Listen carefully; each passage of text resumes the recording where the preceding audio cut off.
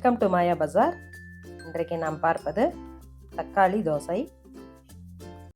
3/4 cup idli அரிசியை 1 மணி நேரம் ஊற வச்சு மிக்சியில் கரகரப்பாக அரைச்சிக்கலாம். ரொம்ப ஃபைன் பேஸ்ட்டு தேவையில்லை. தக்காளி தோசைக்கு 2 தக்காளி எடுத்திருக்கேன். வரமிளகா 4, பூண்டு 4, ஒரு பட்டை, ஒரு கிராம்பு, சோம்பு 1/2 டீஸ்பூன், மிளகு 1/2 டீஸ்பூன், தேவையான அளவு கல்லுப்பு, கருவேப்பிலை கொஞ்சம். இதை முதல் ட்ரையாக மிக்சியில் அடிச்சுட்டு அப்புறம் தக்காளி ஆட் பண்ணி அரைச்சி பேஸ்ட்டாக எடுத்துக்கணும். மிக்சியில் அரைச்சதை பவுலில் போடுறேன். இதோட இட்லி மாவு ஒரு குழிக்கரண்டி போடுறேன். இது கொஞ்சம் சாஃப்டாக இருக்கிறதுக்காக. ஊற வச்சு அரைச்ச மாவு மிக்ஸ் பண்ணிக்கலாம். கொத்தமல்லி எல்லாம் கொஞ்சம் போட்டிருக்கேன், கருவேப்பிலை எல்லாம் கொஞ்சம் போட்டிருக்கேன்.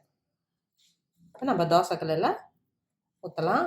காரம் அதிகமாக வேணுங்கிறவங்க டேஸ்ட்டு பார்த்துட்டு உப்பு காரம் பார்த்து போட்டுக்கலாம்.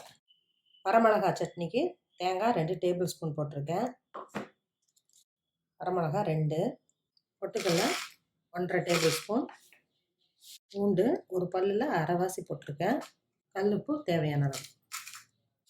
இதை முதல் ட்ரையாக நல்லா அரைச்சிட்டு கொஞ்சமாக தண்ணி ஊற்றி கெட்டியாக அரைப்போம். இரும்பு கரண்டியில் 1 டீஸ்பூன் நல்லெண்ணெய் ஊற்றிருக்கேன். கடுகு 1/4 டீஸ்பூன், உளுந்தம்பருப்பு 1/4 டீஸ்பூன், கடலைப்பருப்பு 1/4 டீஸ்பூன். அது ஆஃப் பண்ணிடலாம். கட்டி பெருங்காயம் 1 பிஞ்ச், கருவேப்பிலை சட்னியில் போட்டுடலாம்.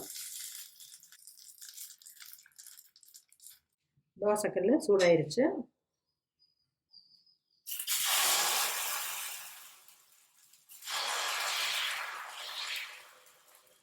கடலெண்ணெய் ஊற்றுறேன். தோசையோட கொஞ்சம் அதிகம் ஊற்றணும்.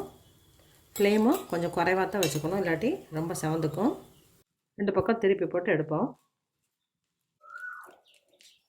திருப்பி போட்டிருக்கேன்.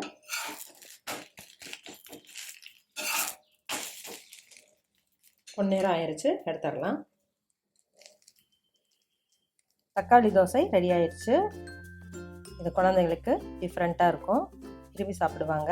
வரமிளகாய் சட்னியோடு சேர்ந்து சாப்பிட்றப்ப பெரியவங்களுக்கும் ரொம்ப பிடிக்கும். செஞ்சு பாருங்கள், சாப்பிட்டு பாருங்கள். தேங்க்யூ.